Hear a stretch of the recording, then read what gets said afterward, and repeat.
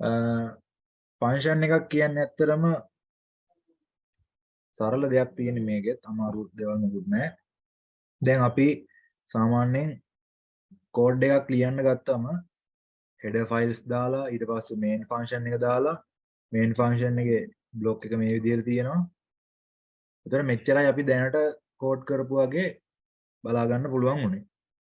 දැන් එතකොට ෆන්ක්ෂන් එකක් අපි හැදුවට පස්සේ දැන් මෙතන ඔයාලට බලා ගන්න තියෙන්නේ main function එක. main function. එතකොට මේ main function එකේ තියෙන විදිහක් තියෙනවා. එහෙම නැත්නම් රටාවක් තියෙනවා. දැන් අපි සාමාන්‍යයෙන් ඒක දාගද්දි main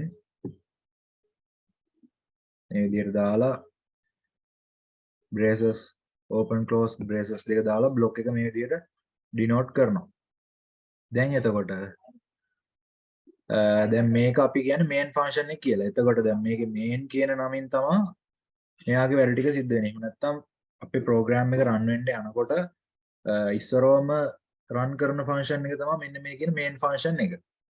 එතකොට main function එක කොහෙද තියෙන්නේ? අපේ program එකේ එක්කෝ code line 1000ක විතර program එකක් නම් මේකේ අපිට ඕන් කියන්නේ දැන් අපිනේ මේ කොටස කෝඩ් කරන්නේ. එතකොට කෝඩ් කරන්නේ අපි නිසා අපිට කැමති දැනක main function එක දාලා තියෙනවා වෙන්න පුළුවන්. එක්කෝ පටන් ගන්න මුලම. ඒ කියන්නේ මේ header files දාලා ඊට පස්සේ main function එක දාලා තියෙන්න පුළුවන්. තව programming ඉතුරු functions අනම්මනම් දේවල් ඊට යටින් තියෙනවා වෙන්න පුළුවන්. එහෙම නැතුව තව එක්කෙනෙක්ට දාන්න පුළුවන් program එකේ user define කරන function ටික උඩින් දාලා main function එක මැදින් දාන්න පුළුවන්. එහෙම නැත්නම් අවසානට දාන්න පුළුවන්. ඒ කොහෙ දැම්මත් අනිවාර්යෙන් program එක run වෙද්දි ඉස්සරවම හොයාගෙන යන්නේ. මෙන්න මේ main function එක කොහෙද තියෙන්නේ? main එක තමයි ඉස්සරවම execute කරන්නේ. ඊට පස්සේ තමයි main එක ඇතුලේ දැන් අපි call කරන අනිත් function ක්‍රියාත්මක වෙන්නේ කියලා. එතකොට සිද්ධ වෙන්නේ මේ විදිහට main එක තියෙනවා නම් ඔය අපි හදලා තියෙන අනිත් පොඩි functions මේ වගේ තියෙනවා. අපි main එක හරහා තමයි දැන් අපි හදන function වලට call කරන්නේ. මේ වගේ main function එක ඇතුලේ ඉඳන් තමයි මේවා අපි call කරන එක සිද්ධ කරන්නේ. ඒ වගේම මේ වගේ sub function එකක් එහෙම නැත්නම් අපි හදන වෙන function එකක් ක්‍රියාත්මක කරගන්න අනිවාර්යෙන් call කරන්න ඕනේ. අපේ main function එක තුල main function එක call කරලා තමයි ඕනම function එකක් අපිට ක්‍රියාත්මක කරගන්න පුළුවන් වෙන්නේ. දැන් main එකේ ඇතුලේ මේ විදිහට sub module එකක් එහෙම නැත්නම් sub function එකක් අපි call කරාට පස්සේ මෙයාව ක්‍රියාත්මක වෙන්න පටන් ගන්නවා. දැන් එයාගේ ඇතුලේ තවත් මොකක් හරි function එකක් දාලව call කිරිල්ලක් තිබ්බොත් එහෙම ඒ අවස්ථාවේදී ඒ අදාළ function එක call වෙලා එයාව run වෙන්න පටන් ගන්නවා. හැබැයි දැන් මේ දෙක සිද්ධ වෙන්න ඉස්සරවම main එකේ ඉඳලා මේ වගේ function එකක් ඉස්සරවම run වෙලා ඉන්න ඕනේ. නැත්නම් එකපාරට මේ function එක run වෙන්නේ නැහැ. එයාව run වෙනවා අනිවාර්යෙන් main එක ඇතුලෙන් call එකක් දෙන්න ඕනේ යාට. එයාව run වෙන්න කියලා. ඊට පස්සේ ඒ sub module එක ඇතුලෙන් නැවත call එකක් දෙන්න ඕනේ. තවත් මොකක් හරි module එකකට ඔයා දැන් මේ අවස්ථාවේ run වෙන්න කියලා. අන්න ඒ විදිහට අපිට run කරගන්න පුළුවන්. එහෙම නැත්නම් මේ විදිහට main එකෙන් direct call එකක් දීලා මේ දේවල් කරගන්න පුළුවන්. මේක දැන් අපි කතා කරන අපි දැන් ප්‍රශ්න ගත්තොත් එහෙම සමහර ප්‍රශ්නවලදී ඔයාලට main එකෙන් විතරක් call කරන්න තියෙන පුළුවන්. එහෙම නැත්නම් තව sub module ASCII තව function වලට call කරන්න තියෙනවා වෙන්න පුළුවන්. ඒක වෙනස් වෙනවා ඔයාලගේ ප්‍රශ්නේ එහෙම නැත්නම් problem එක මත ඒ දේවල් depend වෙනවා. එතකොට මම දැන් basic idea එක කිව්වේ function එකේ කොහොමද මේ දේවල් වෙන්නේ කියලා. අපි දැන් ඔය දේවල් ඔක්කොම කතා කරනවා. එතකොට ඔයාලට තවත් තහවුරු කරගන්න පුළුවන්. හරි. එතකොට function එක මොකක්ද කියන්නේ කියලා තමයි අපි කතා කරගෙන හිටියේ. Function provides modularity. Modularity කියන එකෙන් කියවෙන්නේ මම ඉස්සෙල්ලා පැහැදිලි කරපු දෙයම තමයි line 1000ක විතර තියෙන එතන මම කතා කරන්නම්. line 1000ක විතර තියෙන code එකක් තියෙනවා නම් මේකෙදි මේ සම්පූර්ණ code line 1000ම execute වෙලා run වෙන්න ගත්තම මේකේ errors තියදී ඒවා හදන්නයි සාමාන්‍යයෙන් අපිට අපහසුයි. ඒ කියන්නේ දැන් එකවර ලයින් 10ක් 15ක් නෙමෙයි අපි බලන්නේ ලයින් 1000ක බලන්න ඕනේ එකවර. එතකොට මේ වගේ දෙයක් කරගෙන යද්දී අපිට සාමාන්‍යයෙන් ප්‍රායෝගිකව අමාරුයි. ඒකෙන්ද අපිට මේක සරලව කරගන්න පුළුවන්. මේ ප්‍රෝග්‍රෑම් එකම පොඩි පොඩි පාර්ට්ස් වලට වෙන් කරලා තිබ්බොත් එහෙම අපිට මේ ලයින් 1000ක් තියෙන එක සාමාන්‍යයෙන් අවමේ අපි හිතුවොත් එහෙම 250 කෝඩ් වගේ හතරකට බෙදුණා කියලා. එතකොට සාමාන්‍යයෙන් 1000ක එරර්ස් හදන ඒවා ඊට පස්සේ මේන්ටේන් කරන එක ඩිබග් කරන එක මේ වගේ දේවල් අමාරු වෙන්න පුළුවන්. ඒ වුණාට 1000ට සාපේක්ෂව 250 කියන්නේ ඉතා පොඩි අගයක්. එතකොට මේ වගේ එකක ඔය කියපු වෙනස්කම් ටික කරගන්න අපිට ලේසියි. එතකොට මොඩියුලරිටි කියන එක හැදෙන්නේ මේ වගේ ෆන්ක්ෂන්ස් අපි පාවිච්චි කරපුවාම. ඒතර අපිට පුළුවන් මේ වගේ ලොකු ප්‍රෝග්‍රෑම් එකක් වෙනුවට මොඩියුල් විදිහට වෙන් කරලා මේක සරලව ඒ ප්‍රෝග්‍රෑම් එකම හදාගන්න. ඒ කියන්නේ සම්පූර්ණ මේ A කියලා හදලා තියෙන ප්‍රෝග්‍රෑම් එකම තමයි මේ තියෙන්නේ. මේක A1 එක, මේක A.2 එක, A.3, A.4.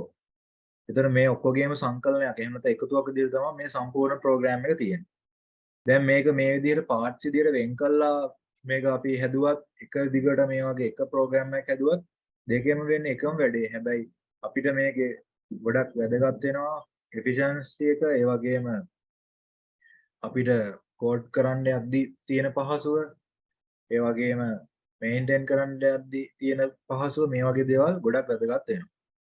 ඒ වගේම දැන් අපි ෆන්ක්ෂන් එකක් හැදුව ගමන් අපිට ඒ ෆන්ක්ෂන් එක ඕනම තැනක ඕනම වෙලාවක ඕන තරම් වාර ගණන් පාවිච්චි කරන්න පුළුවන්. ඒකට අපි කියනවා code reusability එක කියලා. එතකොට දැන් මේ වගේ තනි ප්‍රෝග්‍රෑම් එකක් හැදුවොත් එහෙම අපිට එයාව තව පාරක් පාවිච්චි කරගන්න තියෙන සම්භාවිතාව ගොඩක් අඩුයි. මොකද මේක අපි සම්පූර්ණ හදලා තියෙන එක ප්‍රෝග්‍රෑම් එකක් ඇතුලේ ඔක්කොම දාලා. දැන් මෙයාව නැවත නැවත රන් කරන්න විදිහක් නැහැ. එහෙනම් මෙයාව අපි වෙන වෙනම copy paste කර කර සම්පූර්ණ මෙයායි කෝඩ් එක ගන්නවා. ඒක සාමාන්‍යයෙන් ප්‍රායෝගික දෙයක් නෙමෙයි. එතකොට අපි දැන් මොඩියුලරිටි විදිහට මේක වෙන් කරලා තිබ්බොත් එහෙම අපිට පුළුවන් මෙයාලා අපි කොහොමද කෝල් කරන්නේ ෆන්ක්ෂන් එක කෝල් කරද්දී මෙයාගේ වැඩ කටයුතු ටික සිද්ධ වෙන්නේ. එතකොට මෙයාගේ මොකක් හරි තව පාරක් වැඩක් ගන්න ඕන නම් අපිට තියෙන්නේ මෙයාගේ නමෙන් කෝල් කරන්න විතරයි. මෙයාගේ දැන් අපි දුන්නේ A.1 කියලානේ. උදාහරණයකට මේ A.1, A.2, A.3 මේ වගේ ගත්තා. එතකොට දැන් මෙයාගේ නම අපි හිතමු A.1 කියලා. එතකොට මේ A.1ව අපිට ඕන තරම් වාර ගාණක් කෝල් කරගන්න පුළුවන් A.1 කිය කෝල් කරාට පස්සේ එයාගේ process එක කෝල් කරන වාර ගාණක් පාසා process එක සිද්ධ වෙනවා. අපිට A.3 ඕන නම් A.3 එකත් ඒ විදිහටම තමයි පාවිච්චි කරන්න තියෙන්නේ. එතකොට ඔයාලට පැහැදිලි මේකෙදි මොඩියුලරිටි විදිහට අපි වෙන් කරගත්තම අපිට තියෙන වාසි තමයි reusability කියන එක එනවා. ඊට පස්සේ මේන්ටේන් කරන්න, ඩිබග් කරන්න මේ වගේ දේවල් වලට ගොඩක් පහසු වෙනවා. ඊට පස්සේ separate function independently can be developed according to the needs. දැන් ඒ කියන්නේ අපි හිතමු දැන් මේකේ අපි සම්පූර්ණ ප්‍රෝග්‍රෑම් එකක් හදලා මේක තමයි අපේ ෆයිනල් software එකට අදාළව හදලා තියෙන සම්පූර්ණ ප්‍රෝග්‍රෑම් එක. එහෙම නැත්නම් මුළු process එකම තියෙන මේ code line 1000 තුල. එතකොට අපි හිතමු කස්ටමර්ට ඕනේ වෙනවා යම්කිසි අලුතෙන් ආපු ඇප්ලිකේෂන් එකක් මේකට ඇප්ලයි කරගන්න. එහෙම නැත්නම් ඉන්ක්ලූඩ් කරන්න අවශ්‍ය වෙනවා. මෙයාගේ software එකට අලුත් functionality එකක් මේ විදිහට ඕනේ කියලා. දැන් එතකොට ඒ අලුතෙන් අපි දාලා එහෙම නැත්නම් අලුතෙන් ඇඩ් කරන්න වෙන functionality එක තියෙන දේවල් මේකට capable වෙන්නේ නැති වෙන්න පුළුවන්. එහෙම නැත්නම් අපි කියන්නේ එකිනෙකට ගැලපෙන්නේ නැති වෙන්න පුළුවන්. එතකොට සාමාන්‍යයෙන් අපි අලුතෙන් ඇඩ් කරන කොටස මේකට දාලා කොහොම හරි try කරා ගියම එතකොට errors එන්න තියෙන සම්භාවිතාව ගොඩක් වැඩි කොහොමත් අලුතෙන් දේවල් ඇඩ් කරද්දී. මොකද සමහර දේවල් crash වෙන්න බලනවා. ඒ වගේම ඊට පස්සේ සමහර දේවල් ගැලපෙන්නේ නැතිව තියෙන අවස්ථා තියෙනවා. මේ වගේ දේවල් නිසා එකපාරට සම්පූර්ණ ප්‍රොජෙක්ට් එකකට අපි අලුතෙන් දාන කෑල්ල දාලා අපිට ක්‍රියාත්මක කරගන්න වෙන්නේ නැහැ. එතකොට ඒ වගේම මේකේ පරණ ප්‍රෝග්‍රෑම් ෆයිල්ස් වල තියෙන දේවලුත් ක්‍රෑෂ් වෙන්න පුළුවන්. ඊට පස්සේ ඒක හරියට වැඩ කරන්නේ නැතුව යනවා. එතකොට අලුත් එක දැන් අපි දාපු හින්දා ඒකෙන් වැඩක් ගන්නත් බෑ. පරණ එක වැඩ කරන්නේ නැහැ. මේ වගේ ඉෂුස් අපිට බලා ගන්න පුළුවන්. මේවා ප්‍රායෝගිකව ඔයාලා දැන් ඒ දේවල් කරගෙන යද්දී අත්විඳින්න පුළුවන් දේවල්. එතකොට දැන් මේ කියන මොඩියුලරිටි එහෙම නැත්නම් කොටස් වශයෙන් බෙදලා අපි හදවුවට පස්සේ අපිට දැන් මොකක් හරි ඩිවෙලොප් කරන්න ඕන නම් අලුතෙන් පාර්ට්ස් එකක් අපි හිතමු ඒක දාන්න ඕනේ A.1 එකට එහෙම නැත්නම් A.3 එකට මේ වගේ මොඩියුලරිටි එකකට වෙනම අපිට ඇප්ලයි කරගන්න පුළුවන්. පුළුවන් වුණොත් එහෙම ඒක ගොඩක් ලේසි වෙනවා. ඒ කියන්නේ එරර් එකක් ආවත් මේ කෝඩ් ලයින් 250 තුල තමයි ඒ දේ සිද්ධ කරගන්න තියෙන්නේ. ඒතකොට පොඩි කෝඩ් ලයින් ගානක් ඉක්මනට බලලා කරගන්න පුළුවන්. එරර්ස් ආවොත් ඒ දේවලුත් ෆික්ස් කරගන්න පුළුවන්. මොකද ලයින් 1000ක වගේ ලොකු ගැටලුවක් එන්නේ අපිට පොඩි ප්‍රමාණයක් තමයි හදාගන්න තියෙන්නේ. ඒ වගේමයි අපිට මේ එක මොඩියුල් එකකින් මේක කරගන්න බැරි වුණොත් එහෙම මේ මොඩියුල් එකකින් භාගයක් මේකට ඇඩ් කරලා තව මොඩියුල් එකකට භාගයක් ඇඩ් කරලා කොහොමත් ෆන්ක්ෂන් දෙක වැඩ කරනවා. අපිට එතකොට මේ අලුතෙන් අපි ඇඩ් කරපු ෆන්ක්ෂනැලිටි එක අපිට ක්‍රියාත්මක කරගන්න ඕන නම් A.1 එක plus A.2 එක plus A.1 එක මෙන්න මේ කියන ෆන්ක්ෂන් දෙකම එකවර වැඩ කරන්න අවශ්‍ය වෙනවා. එහෙනම් අපිට පුළුවන් මේ ෆන්ක්ෂන් දෙක මේ විදිහට වෙන වෙනම කෝල් කරගන්න. එහෙම නැත්නම් මේ දෙන්න එකම අවස්ථාවේ වැඩ ගන්න ඕන අපිට පුළුවන් මේ දෙන්නගේ ෆන්ක්ෂන් දෙක එකට දාලා එක ෆන්ක්ෂන් එකක් හදාගන්න. එතකොට ඒ ෆන්ක්ෂන් එකේ අලුතෙන් අපි දාපු ෆන්ක්ෂනැලිටි එකකට දාලා දේවලුයි මේ වගේ ඔක්කොම දේවල් ටික තියෙනවා බලා ගන්න පුළුවන්. එතකොට ඒ අලුතෙන් අපි ඇඩ් කරගත්ත එකත් ඒ විදිහට ක්‍රියාත්මක කරගන්න පුළුවන්.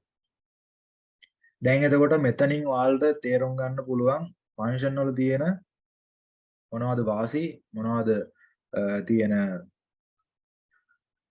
අපිට පහසුවෙන් කෝඩ් කරගන්න තියෙන හැකියාව කෝඩ් රියුසබිලිටි එක ඊට පස්සේ ඔප්ටිමයිසේෂන් මේ වගේ දේවල් දැනගන්න පුළුවන්.